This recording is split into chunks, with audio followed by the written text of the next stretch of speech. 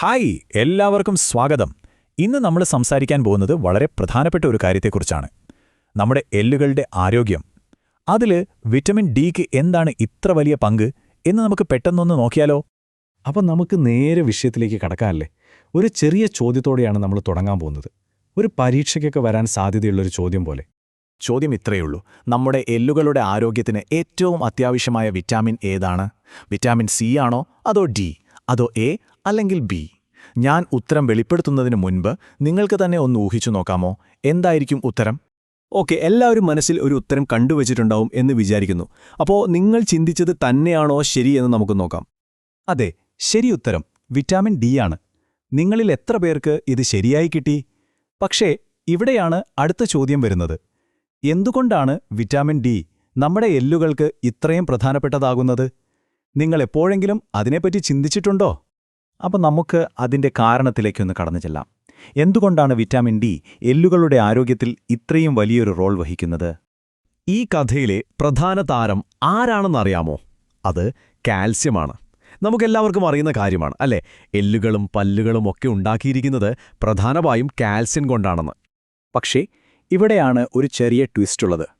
നമ്മൾ എത്രയൊക്കെ കാൽഷ്യം അടങ്ങിയ ഭക്ഷണം കഴിച്ചാലും അത് അതേപടി ഉപയോഗിക്കാൻ നമ്മുടെ ശരീരത്തിന് കഴിയില്ല. അതിനൊരു സഹായി വേണം. ആ കാൽഷ്യത്തെ എല്ലുകളിലേക്ക് എത്തിക്കാൻ ഒരാൾ സഹായിക്കണം. അപ്പോൾ ഈ പ്രോസസ്സ് എങ്ങനെയാണെന്ന് വെച്ചാൽ വളരെ സിമ്പിളാണ്. 3 സ്റ്റെപ്പുകൾ. 1. നമ്മൾ ഭക്ഷണത്തിലൂടെ കാൽസ്യം കഴിക്കുന്നു. 2. ഇവിടെയാണ് വിറ്റമിൻ ഡിയുടെ എൻട്രി.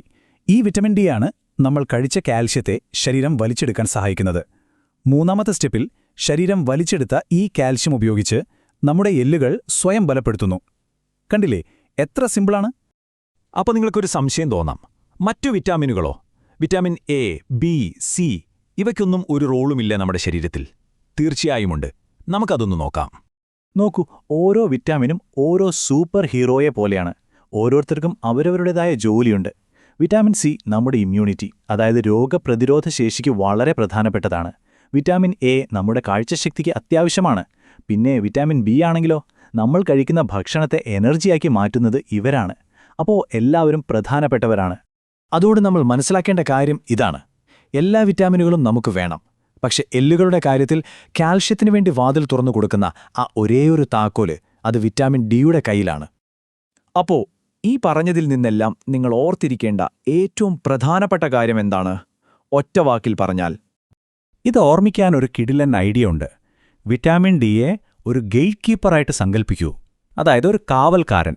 ഈ കാവൽക്കാരൻ ഗേറ്റ് തുറന്നു തന്നാൽ മാത്രമേ കാൽഷ്യത്തിന് നമ്മുടെ ശരീരത്തിനകത്തേക്ക് കടക്കാനും നേരെ എല്ലുകളിലേക്ക് ചെന്ന് അതിനെ ബലപ്പെടുത്താനും സാധിക്കൂ. ആ ഒരു ബന്ധം ഓർത്തു വെച്ചാൽ മതി. സിമ്പിളല്ലേ? അപ്പോൾ ഇന്നത്തെ ഈ ചർച്ച അവസാനിപ്പിക്കുന്നതിന് മുൻപ് ഞാൻ നിങ്ങളോട് ഒരു ചോദ്യം ചോദിക്കട്ടെ. നിങ്ങൾ ഇന്ന് നിങ്ങളുടെ എല്ലുകളുടെ ആരോഗ്യത്തെക്കുറിച്ച് ഒരു നിമിഷമെങ്കിലും ചിന്തിച്ചോ? ഈ ഒരു ചോദ്യം നിങ്ങൾക്കായി വിട്ടുതന്നുകൊണ്ട് നിർത്തുന്നു. നമുക്ക് അടുത്ത തവണ പുതിയൊരു വിഷയവുമായി വീണ്ടും കാണാം. നന്ദി.